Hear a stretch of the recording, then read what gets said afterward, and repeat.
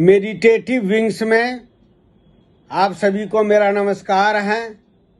कैसे हैं आप?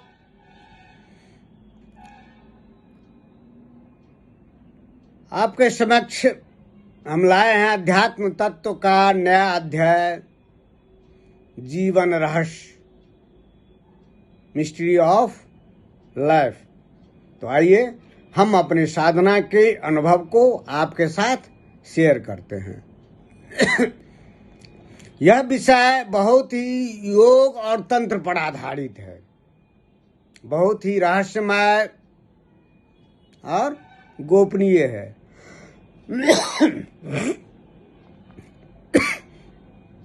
जो साधक, जो मेडिटेटिव के दर्शक,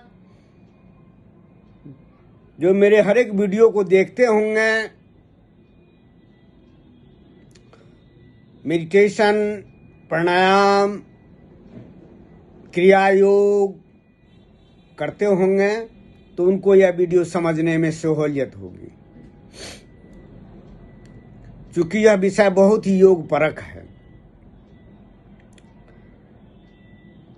यह आपका शरीर और मेरा शरीर, यह जो है पंच तत्व से बना हुआ है, पंच महाभूत से। क्षिति माने पृथ्वी तत्व, जल तत्व, अग्नि तत्व, वायु तत्व और अंतरिक्ष गगन। इसलिए इस शरीर को पानी की आवश्यकता होती है। अगर हम पानी नहीं पिएंगे तो मर जाएंगे, सांस नहीं लेंगे तो मृत्यु निश्चित है।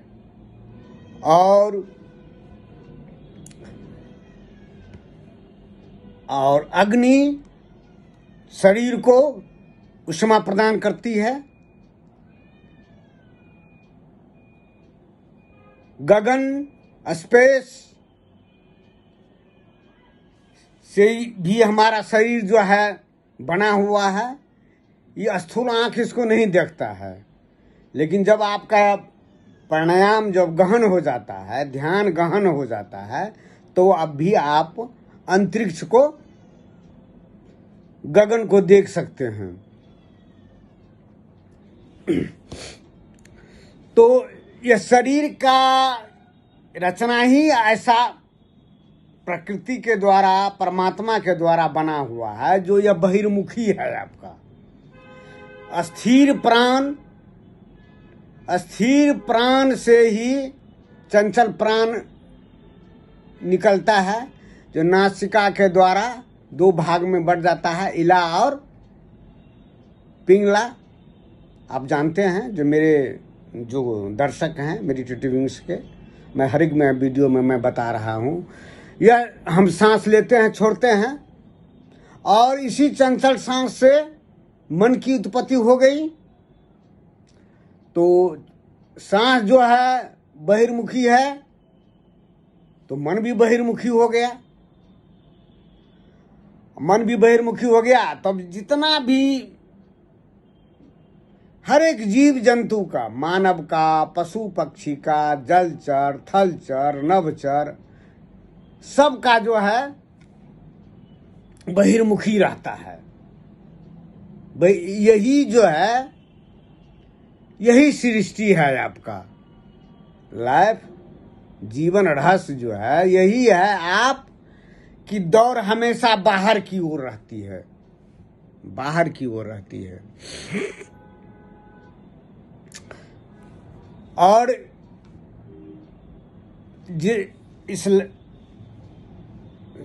ये शरीर जो है आपका, इस शरीर में भी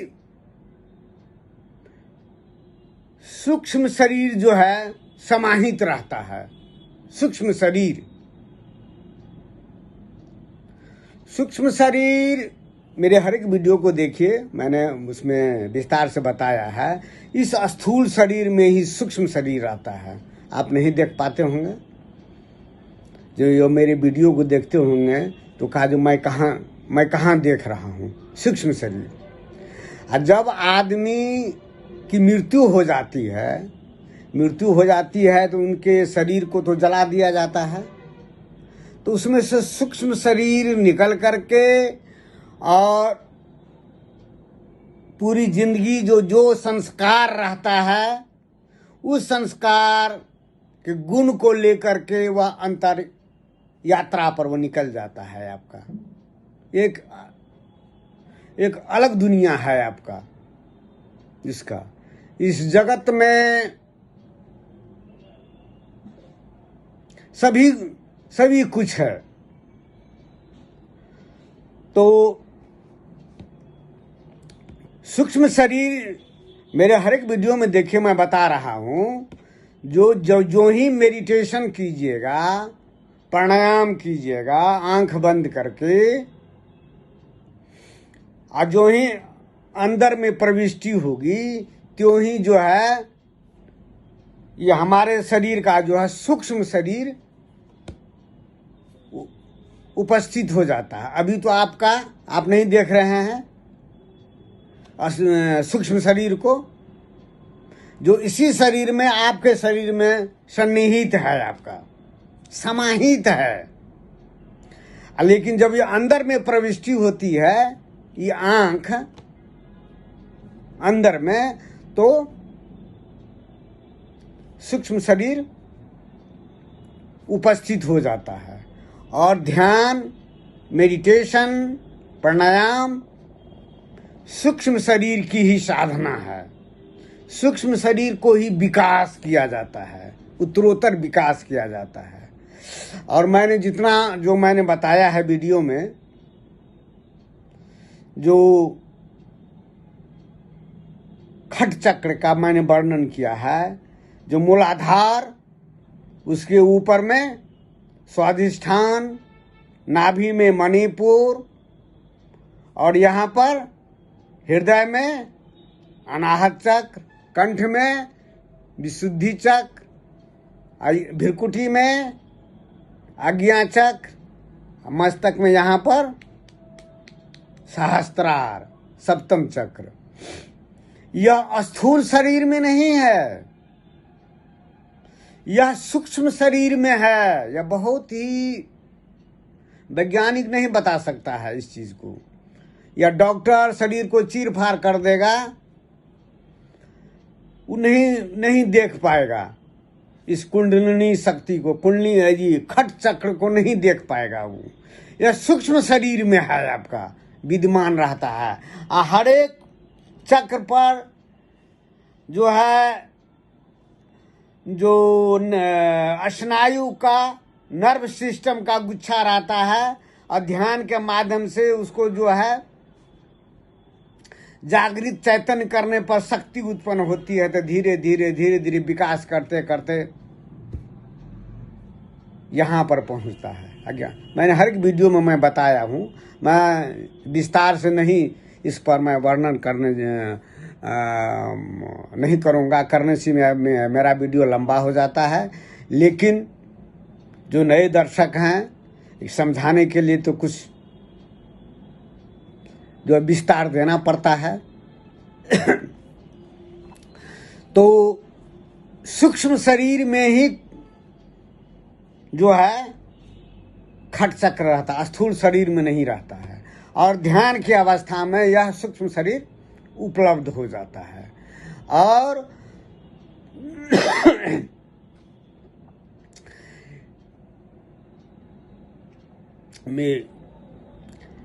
ये जो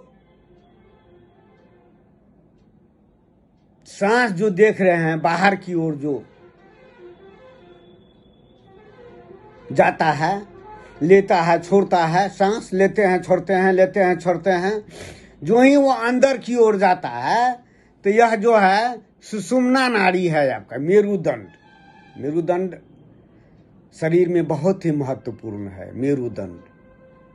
मेरुदंड को रीढ़ जिसको कहते हैं बोलचाल के भाषा में, रीढ़ है, योग की भाषा में मेरुदंड। मेरुदंड ने नहीं कहा था बिना रीढ़ का है, यह मेरुदंड बहुत ही महत्वपूर्ण है। उसी में है जो पोल नाड़ी है, वह खोखली नाड़ी है, सुषुम्ना नाड़ी कहते हैं, खोखला है। जब यह सांस जो है बाहर की ओर नहीं जाता है, तब यही सांस जो है ये बाहर की ओर नहीं जाकर के अंदर में सुषुम्ना नाड़ी बंद रहता है। यह यहाँ पर मूलाधार में पतली सी रहता है, यहाँ पर बंद रहता है। ध्यान के माध्यम से, ध्यान करने पर, प्राणायाम करने से यह सुषुम्ना नाड़ी खुल जाता है। यह खोखली नाड़ी है। और उसमें से जो है ये जो सांस जो देखते हैं जो बाहर जा रहा था, वो अंदर से सुषुम्ना नाड़ी से जो है यहाँ पर ऊपर की ओर ऊर्ध्वगमन करता है। ऊर्ध्वगमन करते करते करते यहाँ से सभी मूलाधार, स्वादिष्ठान, मणिपुर, अनाहत, विशुद्धि चक्र, आज्ञा चक्र और सहस्त्रार, सप्तम चक्र, शून्य चक्र, परमात्मा का घर, परमात्मा का निवास। तब यहाँ पर ब्रह्मरंध्र, जहाँ से यह जो स्थिर प्राण जो चंचल होकर के नाक के माध्यम से दो भाग में बट गया। फिर यह जो है जो वही सांस जो बहिर्गामी था वह जो है उलट होकर के, जब आप जब मेडिटेशन करते हैं, प्राणायाम करते हैं, वायु साधना करते हैं, सांस की साधना करते हैं, तब यहाँ से यहाँ पीछे की भाग से, यहाँ से मस्तक से यहाँ पर आ जाता है, यहाँ पर मिलता है। ये साइकिलिंग जहाँ से आया था, फिर वह जो है उलट होकर के तन्मय होत कोटि उपाधि, उलट भय सुख सहज समाधि। जब प्राण वायु को उल्टा कर देते हैं, उलट पवन का ठोकर मारे, बंद दरवाजा खोले। मेरी वीडियो को देखिए, स्मरण हो जाएगा।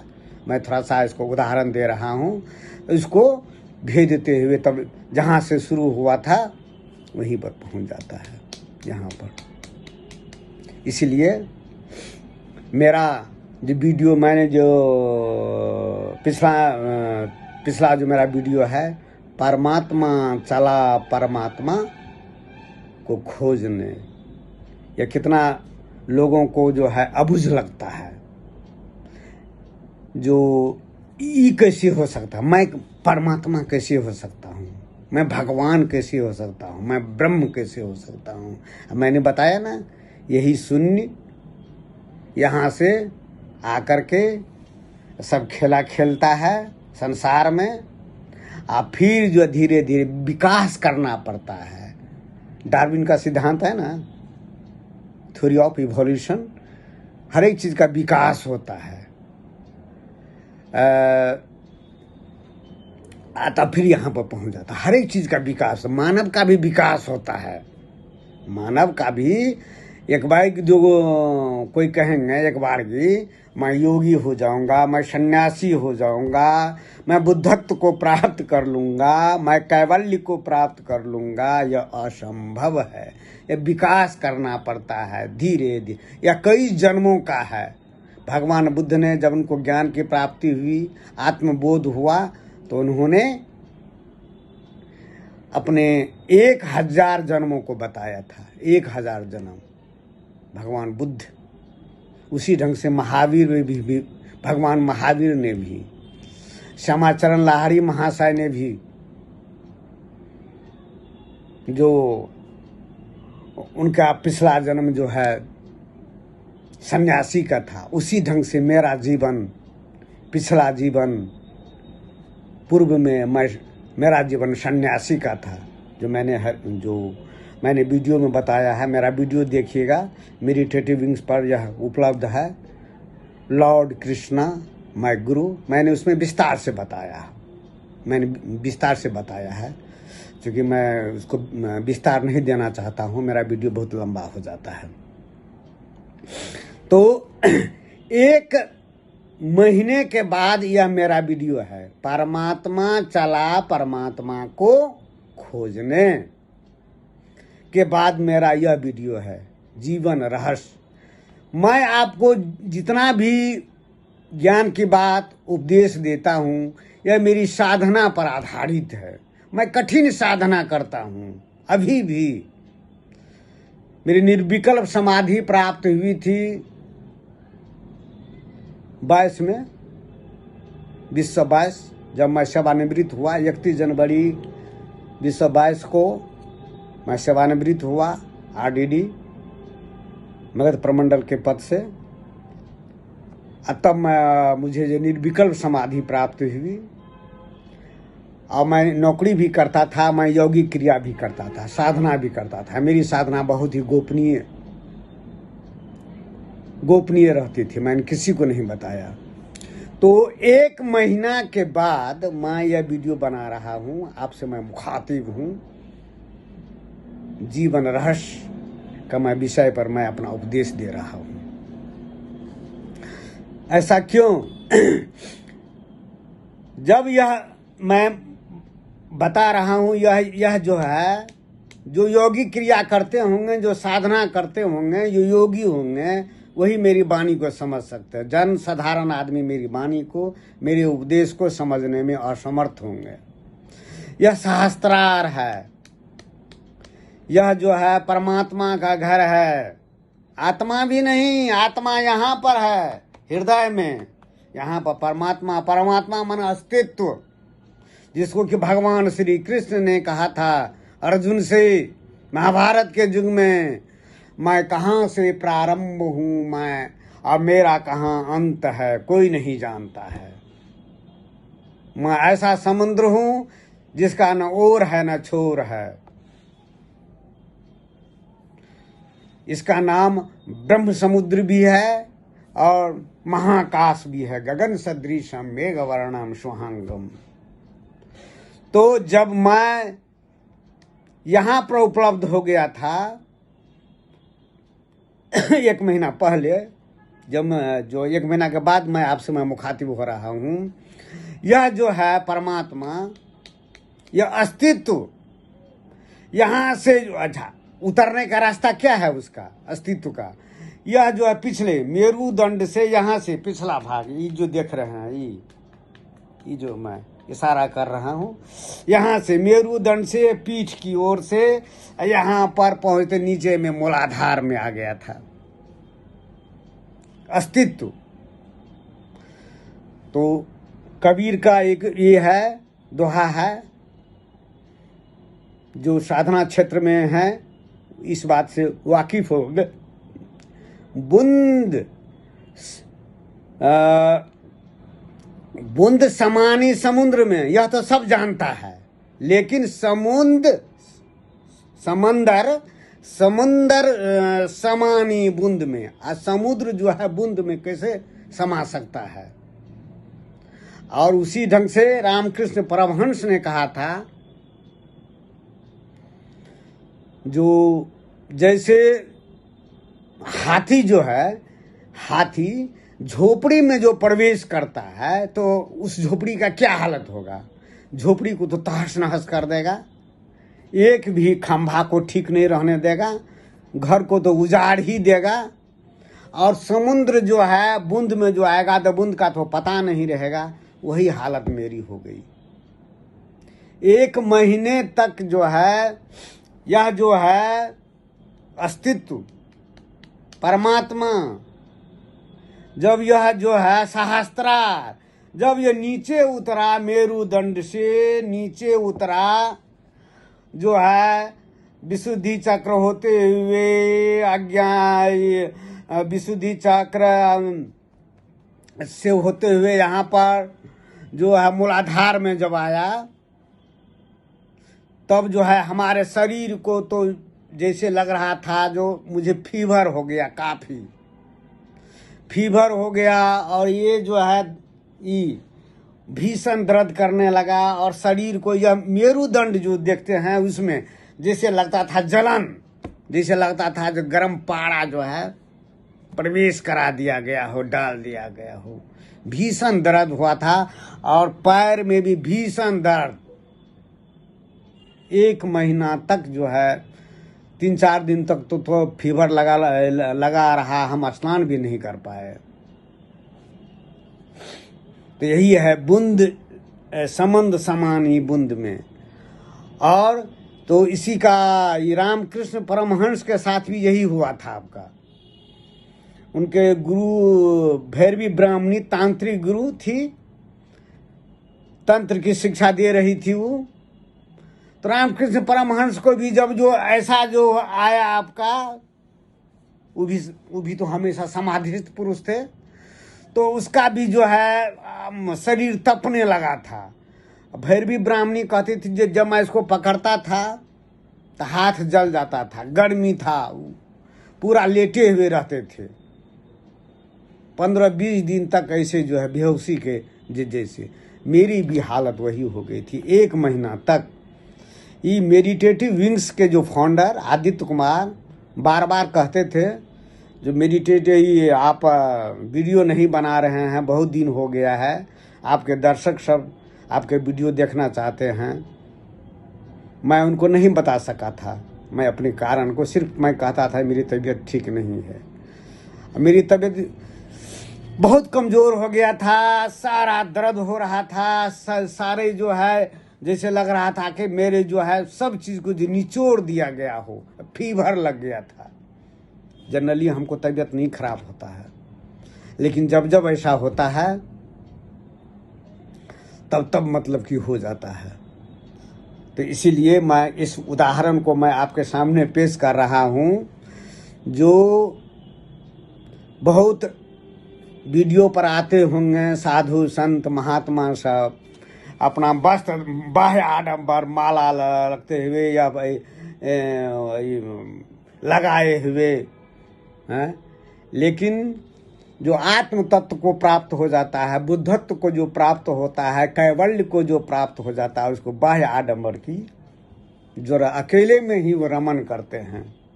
एक निष्ठ ब्रह्मनिष्ठ वह जो है अपने आप में है, जो है ये रहते हैं, मगन रहते हैं। तो मेरे ये कहने का मतलब यही है, जीवन रहस्य, लाइफ हिस्ट्री, ये मिस्ट्री ऑफ लाइफ बहुत ही आपका रहस्यमय है, आपका बहुत ही रहस्यमय है। जीवन पर्यंत अगर इसी जिंदगी में अगर आप इसको प्राप्त करना चाहते हैं, अच्छा, तो आपको ध्यान तो करना ही होगा।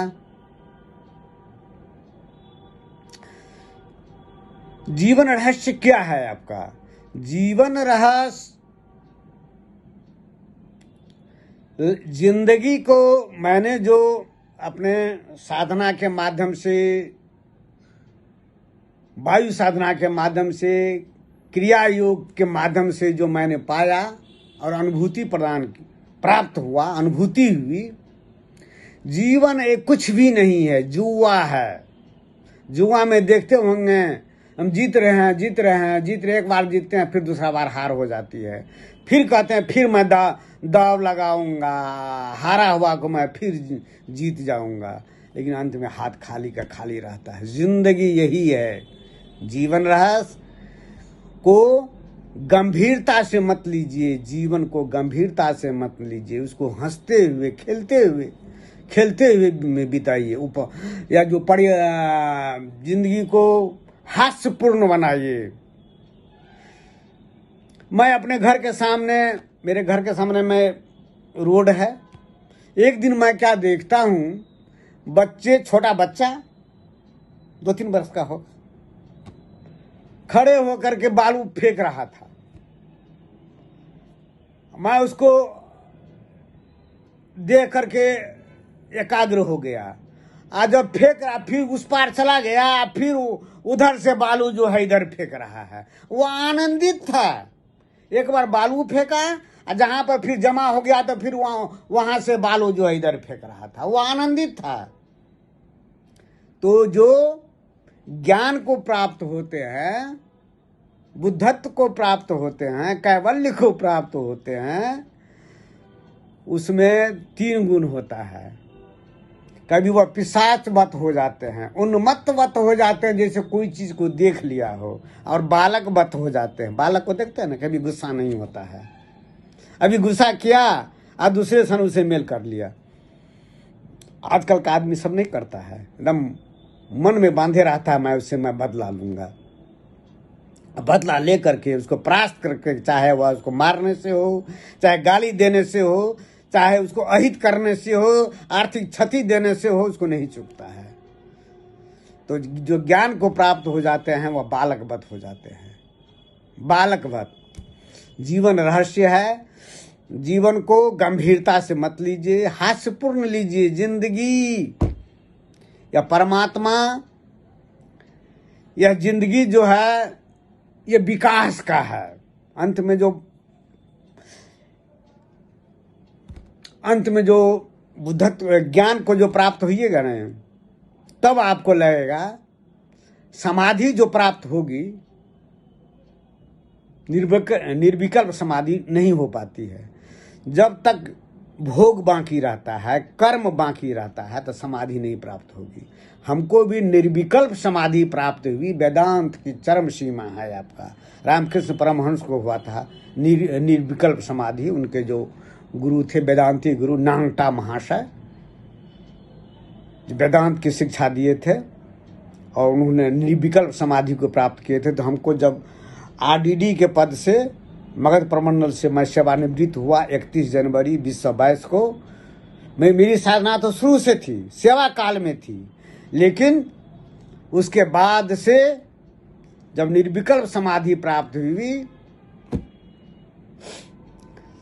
तब जो जीवन का रहस्य का खेल का पता चला।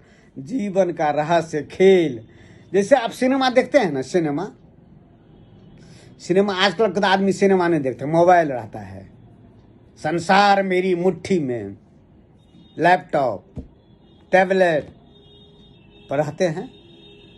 टीवी, आजकल तो टीवी भी लोग नहीं देखते हैं, मोबाइल से चलते फिरते देखते रहते हैं।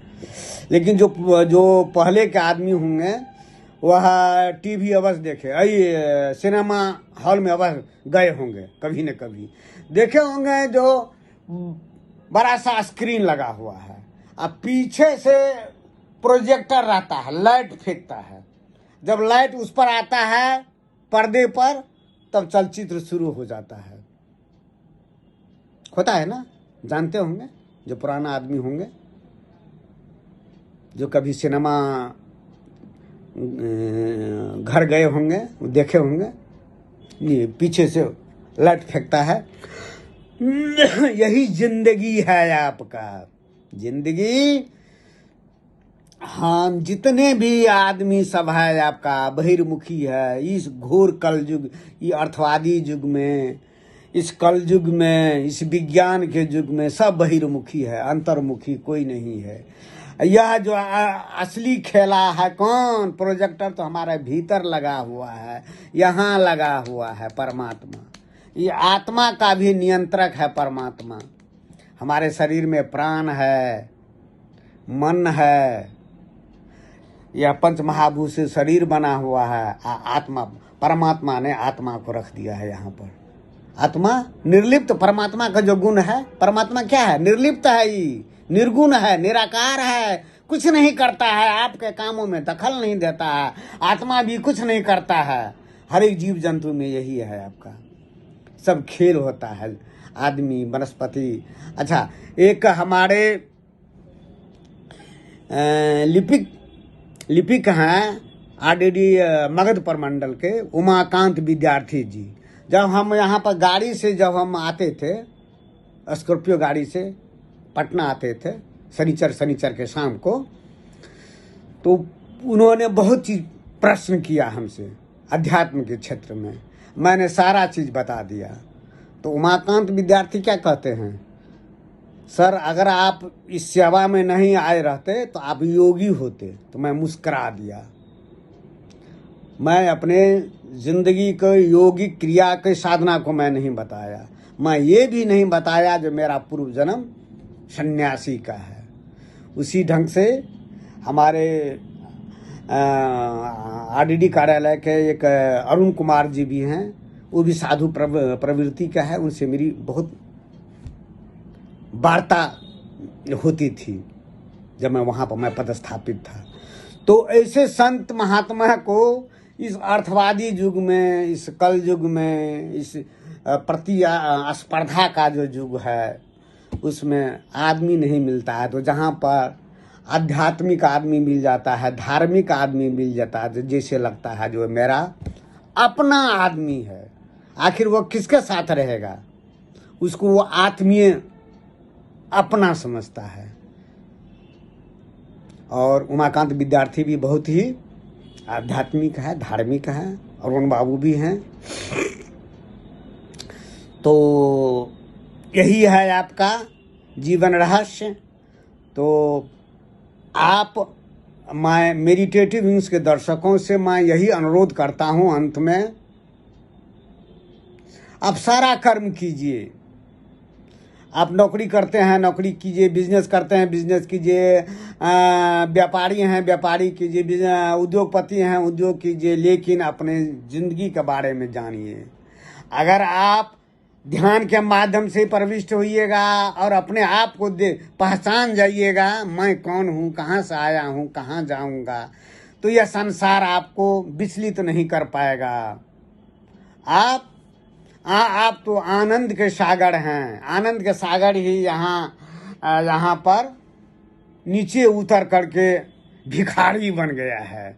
भिखारी से राजा बन जाइए, जो कि ईसा मसीह ने भी कहा था, आप ईश्वर पुत्र हैं। स्वामी विवेकानंद जी भी कहे थे, आप अमृत पुत्र हैं। तो मैं भी कहता हूँ, जो आप अमृत पुत्र भी नहीं, ईश्वर के पुत्र भी नहीं, आप खुद ईश्वर हैं, आप खुद परमात्मा हैं।